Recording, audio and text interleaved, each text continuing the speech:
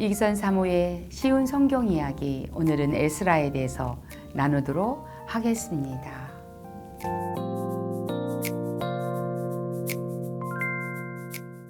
에스라는요, 학사이고 그리고 제사장, 율법 학자였습니다.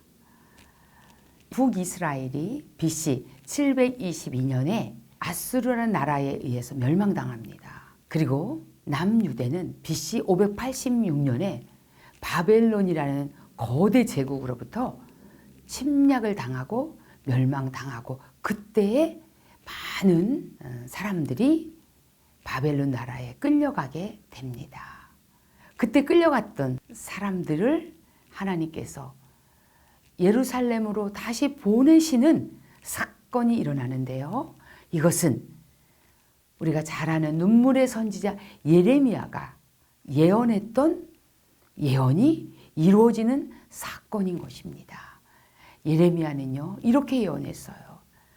너희들이 지금 하나님의 뜻을 어기고 하나님 말씀대로 살지 않고 진리를 거스리고 우상 숭배에 빠져 있어서 너희들이 그 죄로 인하여 바벨론 나라로 끌려가게 될 것이다. 그러나 70년 뒤에 다시 이곳으로 하나님이 너희를 보낼 거라는 소망의 메시지를 선포한 적이 있습니다. 정말 기적과 같이도 그러한 일이 일어났는데요. 바벨론 제국이 누구에 의해서 멸망당하냐면 페르시아, 바사라는 나라에 의해서 멸망당합니다. 그래서 그 당시에 바사 제국이 통치하던 그 시대에 바사 제국의 일대 왕이었던 고레스가 칙령을 내립니다. 그 칙령의 내용은 역대하 36장의 마지막 절 부분에 나와 있는데, 제가 그 부분을 읽어드리도록 하겠습니다. 36장 22절로 23절인데요. 바사의 고레스 왕 원년에 여호와께서 예레미야의 입으로 하신 말씀을 이루시려고 여호와께서 바사의 고레스 왕의 마음을 감동시키심에, 여기서 감동시키셨다고 그랬거든요. 그가 온 나라에 공포도 하고 조서도 내려 가로되 바사왕 고레스가 이같이 말하노니 하늘의 신 여호와께서 세상 만국을 내게 주셨고 나에게 명령하여 유다 예루살렘에 성전을 건축하라 하셨나니 너희 중에 그의 백성된 자는 다 올라갈지니라. 너희 하나님 여호와께서 함께 하시기를 원하노라 하였더라. 이것이 고레스가 명령한 거예요. 고레스는 페르시아의 왕이었거든요. 그런데 70년 만에 돌아가서 성전을 재건해라, 이런 명령을 내렸던 것입니다. 그때 갔던 1차 귀환했던 무리들이 누구였냐면 스룹바벨과 또한 많은 사람들이 그때 예루살렘으로 가게 됩니다. 거기서 스룹바벨이 했던 것은요, 성전을, 무너졌던 성전을 재건하는 그런 사역을 하게 돼요. 그것이 에스라서 1장부터 6장까지의 말씀인 것입니다. 그리고 아닥삭스다 왕이 즉위했을 때에 이런 명령을 또 내려요. 너희들 다시 가서 예루살렘으로 돌아가라는 명령을 내립니다. 그 명령을 듣고 순종했던 사람이 에스라예요. 에스라가 많은 사람들을 이끌고 2차 귀환을 하게 됐습니다. 자, 성전은 건축되어졌다 할지라도 중요한 게 뭡니까? 그들의 심령의 성전이 무너졌고 회파됐고 황폐되었다는 사실이에요.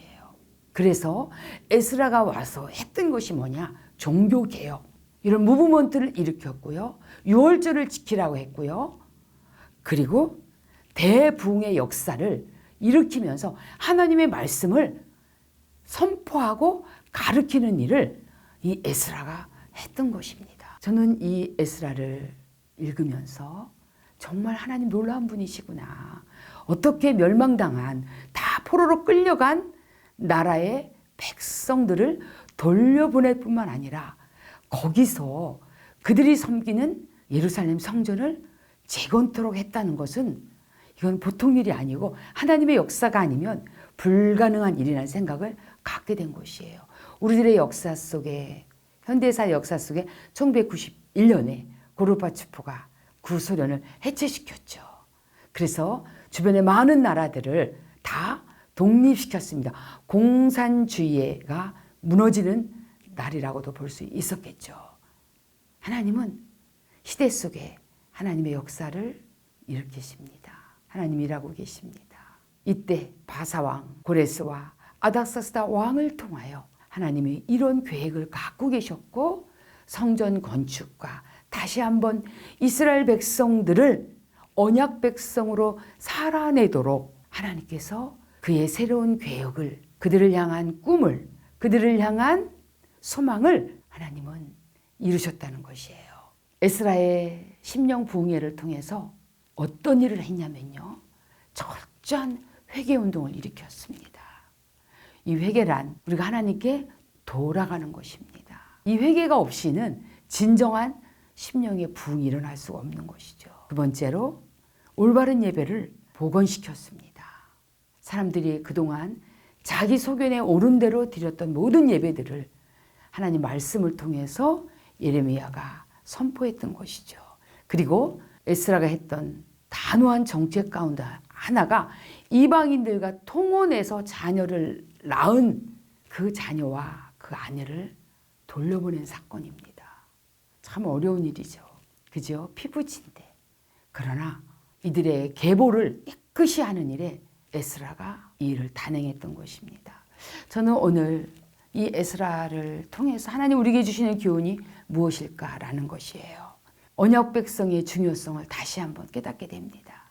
하나님은 이스라엘을 절대로 버리시지 않으시는 분이세요. 훗날 로마의 티토 장군에 의해서 예루살렘이 함락되었죠. 그리고 나라 잃은 민족으로 디아스포라로 약 1800년 이상을 떠돌아다녔던 이 유대 민족을 하나님 어떻게 하셨습니까? 이스라엘을 독립시키셨죠. 왜요? 이건 매우 중요한 것입니다. 그들은 1800년 이상 동안 나라를 잃었을지라도 하나님 보시기엔 그들의 백성 속에 눈을 뗄 수 없는 언약 백성이기 때문에 하나님 편에서 그 약속을 깰 수가 없었던 것입니다. 지금 이스라엘 국가가 여전히 현존하고 있는 것이 그 증거인 것입니다. 두 번째, 무너진 성전의 회복과 함께 매우 중요한 것은 우리 마음의 성전의 회복인 것이라는 거예요.